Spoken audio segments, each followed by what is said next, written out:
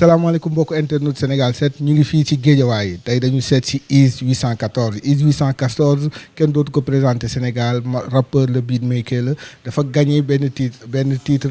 ak kii di Lefa di rappeur français boobu nga xamante ne dafa participer ci albumam moom mu gagné ci disque d'or Iz ñu ngi lay nuyu. jaajëf maa ngi leen di fay yéen ñëpp di leen nuyu ku si nekk si yéen internet yi di jaajëfal waa Sénégal 7. ba pare di leen jox seen wàccuwaay xam nga di leen masawu ci mbas mi am ci réew mi ak lépp luy jot a xew jaayeen jëf. Iz disque d'or Iz qu'est-ce que ça fait nga am disque d'or. déjà avant tout ça fait plaisir parce que boo xoolee loolu yëpp mooy maanaam sanction donc positive la ci liggéey bi ngay def maanaam dañ la jox benn. lijaasa buy wane li liggéey nga tel tey lu lay wan ne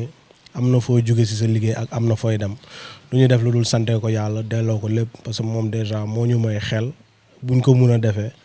may ñu xalaat buñ ko mun defee may ñu capacité de discernement jox ñu doon nit donc lépp luñ fi am rek lu mu nekk ci teraanga rek dañ ko koy delloo lu mu nekk ci safaan ñoo xam ne suñu motadi la ñun en tant que nit quoi.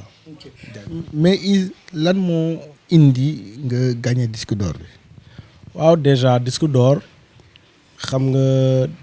déjà da ngay liggéey rek booy liggéey moom da ngay liggéey rek joxe doo xam fu mu jëm ak fu mu yegg exploitation bi yooyu noonu artiste bi lay incombé quoi ak manager am ak groupe bi muy liggéeyandool déjà. disque d'or bi liggéey bu mu gis ma koy def mu apprécier ko trop donc ñu avancé si te ça avait commencé ci benn session bu amoon fii si Dakar mu gis sama liggéey boo xamante ne Reptile lañ ko organiser woon à la veille man ak Deep on était dans sa voiture ñuy dem sama gaale gàddaay donc ñu dem sama gaale ba di ñëw au retour je lui fais écouter un son mu ne ma ce son tu devrais proposer ça à Lefa quoi moom day ñëw suba studio dans le cadre d'un son qu'il va faire ak man je pense que mun nga woon Lefa affaire yi quoi nga ñëw après ba mu fa ñëwee am na ay beatmaker sénégalais yu bëri yu fa nekkoon ñu bëri ñoo xamante ne ñu ngi fa woon proposé nañ Lefa liggéey ak moom ak yëpp xam nga mais finalement man li ma doon def la gën a la apprécier bon loin de dire que apprécier wul ñeneen ñi bon li ma doon def da ko apprécier boole ko ci album moom ba affaire bi indi li mu indi tay quoi noonu la demee.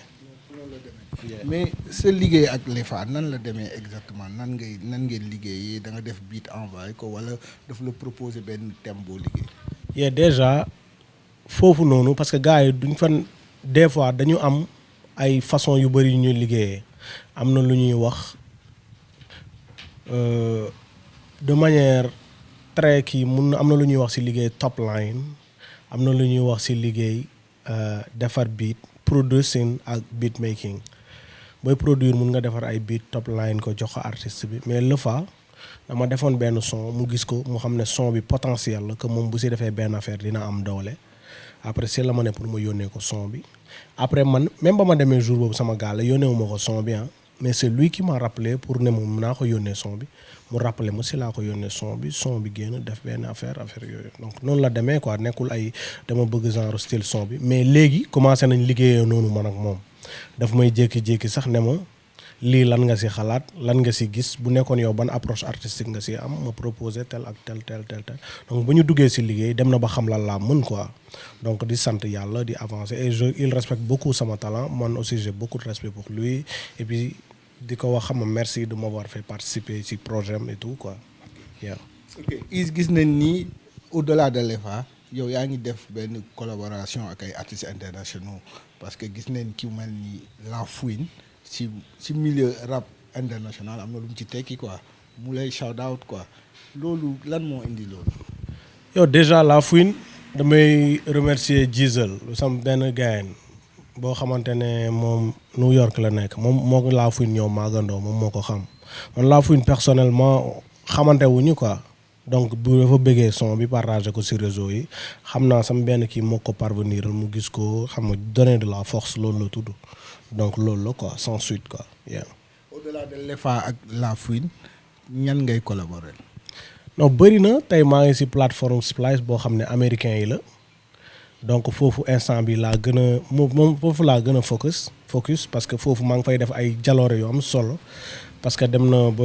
soo demee ci charte mondiale bi man ak ay defarkatu son yu mag ñu mel ni ay ñoom ñiy defaral ay Drake beat ay ñoom ñu mag ñi ngay dégg si àdduna ñi leen di defaral ay son man ak ñoom léegi xam nga dañuy compétition may jël ay 3e sur 100 di bokk top 5 instant yi top 10 bi maa ngi fa pendant depuis 5 semaines maa ngi fa macha allah di ñaan yàlla doole xam nga depuis 5 semaines maa ngi si top 10 yi xam nga di ko ñafe affaire yi di yéeg donc pour man c'est déjà Dakar Trap Pack yeneen naa ko fa affaire bi di def dara am na ay albumu américain yu ñëw yu ma produire déjà am na ay label yu nekk Autriche tamit yu ma def clin d'œil histoire de mu bëgg nañ lu may def top line yi nan laa leen di proposer ay affaire pour seen label donc pour man au-delà de waa France je suis en train de m'ouvrir par rapport ak américain et tout et je pense que c'est une autre manière de travailler quoi yeah. Ok. Est-ce que mën nga ñu dellu si un peu si sa carrière sa parcours parce que aussi au-delà nga nekk rakk Malal Tall ñu fàttali ko am nga parcours boo def am na foo jaar ba yegg si fi nga yegg. yeah waaw déjà su may xalaat chaque jour damay delluwaat fi ma jógee quoi mooy jamono bi ñuy defar bit may dem kenkaayéeri doon am 300 dama doon dajale sama xaalis école quoi suñ ma joxoon xaalis ay 100 francs comme booy suñu amoon 300 pour jënd bal affaire yu man su ma demoon 300 damay jënd jack mooy boo xamante ne day am benn bopp am beneen bopp quoi dama koy mën a dugal si ordinateur bi dugal ko si rajo bi pour di dégg sama bit si rajo bi quoi pour am benn meilleur son bu may am quoi suñu waa kër maa ngi fàttaliku su may yokk son waaye looy da ngay déranger ñii ni ma tëj bunt bi yaa ngi comprendre temps yooyu ñoom Siré ñu ngi Fuuta ñoom Mbay ñu ngi Fuuta donc man maa nekkoon si gaale bi di occuper chambre parce que on avait toujours une chambre yoo xam ne ñun sama gaale la donc foofu may defar ay bit di defar sam par exemple su ma jékki-jékkee sama câble 1 yàqu genre yàqu naa genre journée bi du ma nekk quoi yaa ngi comprendre may jël léegi méthode bi su ma amee xaalis bu bëri damay jënd jàkk yu bëri denc xam ne am naa ay réserve jàkk bu bii yàqoo mais jàkk yi après dama leen doon pincer wala ma jël sama bëñ dagg xool fan mooy cóol ma jël sambale waat rof après benn jour ma am 5000 ma demoon Graine Mef ñoom Biggi aussi ma leen di remercier trop c'est des gens qui ont beaucoup premier VST bu ma am Biggi moo ma ko jox quoi bu ma amee disque d'or mu woo ma ne ma boy félicitations je suis vraiment content et I'm very proud et Biggi jox ma premier VST ne ma boy lii 2008 ma jël jaagi léegi may fàttaliku ma dem am 5000 ñoom Cheikh ba indi woon conteneur seen kër ma gis fa benn genre rajo ma ne ko dama bëggoon fu may dégloo sama biti mais aw ma xaalis quoi loolu rajo bi ëppoon na 5000 mu ne ma soo ma joxee 5000 temps yooyu xaw ma 5000 dafa 10 soo ma joxee 5000 ma kii ma négocier lijjanti ba am 5000 ma jox ko mu jox ma rajo bi ak te rajo bi benn baafal la moom ma récupérer rajo bi yenu yóbbu yooyu dinañ toog ay mois duñu ma gis parce que instant yi am naa son bu bees rek mun naa focus quoi di defar ay affaire rajo boobu après ñu tuxuwaat bàyyi laay ma jëlaat rajo bi yóbbu rajo boobu après sama néegu benn mag je pense la mujjee saa bu ci rajo boobu laa defaree premier beat bu ma jaay Simon sama premier beat ma jaay ko Simon donc des fois lu may wax yenn beatmaker yi mooy des fois nit dina la jege avec un faible prix mais bu leen xool prix bi xool leen nit boobu lan lay représenter ak bu tegoo seen yëf fan la affaire bi mun a egg quoi donc xaalis investissement la pour xaalis bi ñëwaat après quoi donc faut pas penser forcément argent parce que du loolu quoi passion bi donc chaque jour nag may kii quoi ma si job di si jënd ay jack di dégager di def ay affaire di jënd ay sama mag bu amee rajo ma rocci benn baaful bi ne ko mun nga dégloo benn baaful ak benn kii nga jox ma benn baaful bi rek parce que c'est possible quoi léegi benn baaful da xam nga day am 2 fils si ginnaaw mooy rouge bi ak noir bi ma dagg sama jack boole rouge bi ak noir bi roof ko sama machine tuxaam pour am son donc loolu laay fàttaliku si sama parcours bi su may fàttaliku moment boobu et c'est vraiment agréable quoi genre booy bu ndaw may jàngi ak ñoom mëma ñoom loo suñu ñëwoon récréation booy toog sama gaale di wax si ay kii ñoom instant yi dama leen di indi sama gaal ñu toog si lal bi rek ma commencé defar ay bit yow nga soof waay booy yow saa yu ñëwee doo ñu da ngay defar ay bit rek man leen non commencé di defar war a jàngi moo tax sama bët yi rouge moi je fume pas je bois pas mais sama bët yi dañu xonk comme kuy tox parce que non du ma nelaw man du ma nelaw may war a jàng 8 heures toog ba 4 heures 50 di defar bit et forcément 8 heures dama yeew parce que Amath Gaye moo nekkoon suñu kër te day jàngale suñ ñëwee forcément daf may yee jugal ma jug def saag bi parce que bëgguma woon sama waagaale am raison si man parce que dañuy wax booy def bit mënul ànd ak sa jàng affaire bi di avancer di dem chaque fois ma koy ñafe quoi et puis xam nga Malal jëndaloon ma machine Fou Malade première machine bu ñuy joobee affaire yi di avancer mais c'était magnifique temps yooyu amul mais après nga franchir le pas nga commencé tegu ci kaw bit bi ngay kii. yes waaw commencé di si tegu di defar bit di rap après di commencé di ma quand tu te découvres toi-même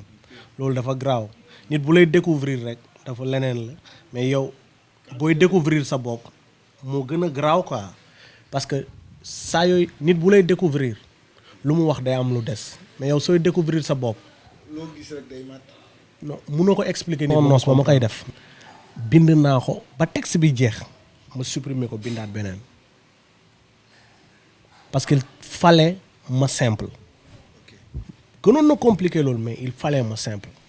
ak su may simple côté écriture nan lay profond wee ba pare simple parce que sam prof histoire géo Diallo bu ma yoroon terminal mu ne la simplicité de l'art et l'art c'est pour les grands loolu la doon wax. moo tax nga am simplicité boobu. non foog nga am une simplicité vraiment profonde art loolu la quoi mooy c'est tellement simple mais c'est tellement profond ba di nga ne pour ku xam simple na pour ku xamul mun na jël dem. comme ba nga naan ñiy sàcc milliards du ñu tëdd jeex. waaw xam nga c'est très simple. waaw mais c'est très profond le message qui est derrière. voilà la ay par exemple police du décrocher ça pour am na ñuy dingat seen sëriñ te dañu dem ziar te dañu ñëw ziar c'est très simple. c'est très simple si kuy dégg am na ñuy dingat seen sëriñ wax na dëgg de am na ñuy dingat mais lu gën a li si gën a profond mooy nit bu demee ba ziar bi xaalis kese la nekkatul lu spirituel nekkatul dara dingat bi day yomb day favoriser mbir bu demee ba xol nekkatu fa sentiment nekkatu fa intérêt kese nekk fa bañante bi day gaaw a dugg ñàkk respect bi day dugg ak xeebel moo si gën a nekk que yëfu humain quoi donc loolu beaucoup plus loolu ak yeneen affaire yoo xamante ne boo koy xool de manière qui simple mais boo koy creuser si biir comme tableau la quoi tableau la bu ngay xool de près tableau d'art mun nga ko jege nga ne waaw li simple na benn jigéen bu tëdd def nii nga arrière nga gis si 17 jigéen nga arrièreat nga gis 27 nit nga arrièreat le plus ngay arrière tableau bi di gën a graaw quoi donc c'est des questions de perception ak de manière de faire yes. maintenant Is fan la jëm. fan laa jëm fu ko yàlla décider rek. mais am nga plan de carrière tamit. waa plan de carrière bi li may wax nit ñi la rek nit moom sooy dox ci àdduna da ngay xool li nga manqué nga indi ko ci sa yëf tey yow boo yoree sa télé di ci développer boo amee 10 000 abonnés da nga naan nan laay def ba am 1 million d'abonnés. voilà ay objectif la mais ci 1 million d'abonnés yi di nga ne nan laay def ba jox leen qualité de service bi gën ak bi ma leen doon jox bële. ce qui est dommage mooy léegi gars yi dañuy bëgg a abonné sans mu ànd ak qualité de service et c'est ce qui augmente la médiocrité te pour man loin de critiquer gars yi dama leen di wax ñu bàyyi si waat xel rek parce que tamit fàttali wonte la quoi nit day fàttali moromam nit mun nga jox nit qualité am li nga bëgg yaa ngi comprendre donc man instant yi samay objectif yu gën a mag mooy instant bi carrière bi nan lay dem ba parce que man sama facette yëpp génnewu ma ko artistiquement am na ay pajal facette yoo xamante ne génnewuma ko am na affaire yu bëri yoo xamante ne tey war naa ko wane war naa ko génne exposé ko nit ñi jot si tey c'est dommage waa international ñoo gën a jël affaire bi yenu ko te luy dommage mooy fa la nar a jógee wàcc xam nga yow benn ñooy comprendre kii muy is def na lii benn leen mais bu naree dommage mooy waa international ñoo koy comprendre wàccee ko te bu wàccee mbir bu bokkee si yow dem ba keneen yenu ko ba indilaat la ko mun na la bett alors que yow mun nga ko yenu yóbbul ko keneen. Maintenant ce projet personnel. Yes. À part lan mooy sa projet. Projet personnel. am nga pré-album. waaw. léegi lan mooy sa projet. génne album. am gën a album bi day génn. album bi pare na mais album bi li may xalaat ak nu ma gisee àdduna bi ak nu boo duggaatee si ay nit yuy liggéey ngay liggéey di nga comprendre que approche bi démarche bi nga war a am nekkul démarche bi fii nga war a dem nekkul fii ñun ñëpp dafa mythe de la caverne soo nekkee si pax asamaan bi day yem si pax bi mais boo génnee si pax bi gis nit ñi di dox yow amoon nga benn perception ba ngay nekk si pax bi doo gis nit ne la su ma amee million damay def li jour bu mu téye millions yi lu mu xalaatoon yëpp dem na xalaatu ko amagul dafa am ak xalaatu ko am loolu moo si différent donc li ñuy essayer di def mooy xam rek fan la ñuy jóge ak fan la ñuy dem ak moytu quoi surtout def lu ñu war a def ñaan yàlla moytu avancer loolu rek moo fi des. léegi entre le rap ak la création de beat d'ici 5-10 ans fan la gis boppam. d'ici 5-10 ans peut-être gis naa sam bopp en tant que xam nga def benn tax samp benn ngandi immeuble ci VDN bi ubbi benn incorporation bu mag benn affaire bu ngande quoi boo xamante ne c'est vraiment du gros travail quoi te incha allah d'ici 10 ans dañ koy def incha allah. beat making rap tout ce qui tourne autour de l'art pourquoi pas ubbi brèche bi ci yeneen affaire parce que man tamit je fais de la musique pour du cinéma je fais de la parce que idole maa ko def. foofu laa bëggoon ñëw. even prod bi yëpp après. est-ce que yow après bu ñu demee tuuti. xam nañ cinéma industrie bi ni mu toll quoi. est-ce que après du détaché aussi hip hop dugg ci cinéma. bon pour man lépp son la rek. cinéma kii parce que ñun ñoo indi ay son jël ay son woy def nii dugal ko ci cinéma quoi cinéma yi boo xoolee la plupart ay son yu ñuy jël la dajale ko ci séquence yi quoi man maay ñëw gisoon ne gars yi ay affaire Dragon Ball lañ doon utiliser ay affaire man leen nañ leen créer suñu bruitage bopp si la ñuy dindi yëpp créer suñu bruitage après dina gën a sévère dina dem si émission télé yi dina dem si émission rajo yi parce que après bu YouTube gënee dëgëral sur les notions de droit d'auteur parce que instant yi ça pêche jusqu'à présent mais bu YouTube gënee dëgër sur les notions de droit d'auteur ba même boo samplé nit ñi xam ko ça va beaucoup son bi en fait son dafa nekk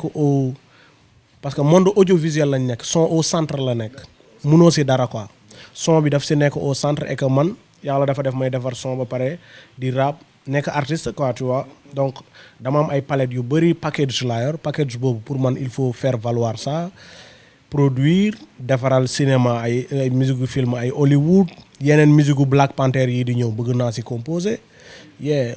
like yeneen xam nga yeneen film yoo xam ne ça part d'Afrique wala yeneen film yoo xam ne mondialement dañ koy soxla bëgg naa gars yi woo ma si ma composer et je pense que ça va arriver incha allah dañ koy def incha allah affaire yooyu day ñëw ñoom albumu ay Beyoncé ay Jay-Z albumu ay ñu mag war naa si produire donc war naa ko def c'est possible sama ambition da romb na loolu dama bëgg ñooñu dem ba seen album bu ñu is bokkul du baax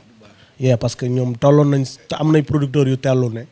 album bi fokk kii defar si beat tu vois donc loolu la yes. Is ñu ngi lay sant di la gërëm di la remercier ci teeru ak dalal bi ñu dalal fii sa kër di la jox rek dernier kàddu ak message booy lancé au Sénégalais surtout ci période pandémie bu ñu nekk. di maa ngi lay jox sa wàccuwaay déjà bi di leen jaajëfal yéen ñëpp di jaajëfal Sénégal 7 ak ñi leen di seetaan fépp à travers le monde. di leen wax ni période bi compliqué na surtout artistes yi laay gën a waxal quoi compliqué na contexte bi compliqué na si ñoom mais bon il faut juste metti na mais c'est une bonne chose aller dans le studio créer leen ay affaire pour que suñ si jógee affaire bi gën a amaat doole am beneen jëmm quoi loolu kese la jaayef maa ngi leen di masawu coono yéen ñi si am ñi nit yu làqu ñeneen ñi si am ñu feebar wala ñu kii bi daal maa ngi leen di jégalu tamit yéen ñëpp. yëpp comme ni ñu ko gisee noonu ñu fekk fii ci Guédiawaye kii di Iz 814 mi nga xamante ne dafa am ndam bu rëy pour Sénégal dafa gagné disque d'or nag sénégalais yi ko gagné bariwul bu ñu waxee Touré Kunda wax Youssou Ndour wax Thione Seck wax Coumba Gawlo Seck duñ ci teg ñu vidéo bu bees duñ ci teg ñu bari kon honneur la pour sénégalais yëpp ku mel ni Iz 814 gagné disque d'or di leen jox dig daje ci yeneen i jotaay ak yeneen i ndaanaan. dox sa dox nekk ci say mbiru bopp te dara du la ump ci réew meeg ci àdduna si application Sénégal 7 indil na leen ko waaw Apple Store ak Android nga koy télécharger ci sa iPhone sa smartphone sa tablette mbaa lépp luy portable bu mucc ayib rek te méngoog doxalinu jamono. xeetu xibaar bu mu mën a doon nag politique tàggat yaram xew-xewu jamono ak fu mu mën a xewee ci réew meeg ci bitim réew noonu nga koy yégee ci saasi ak ci ite bu mu la mën a fekk nag àndal ak Sénégal 7 muy application booy télécharger rek presse en ligne indil la beneen melo bu la tàggaleeg coono nde Sénégal 7 nee na la presse en ligne autrement.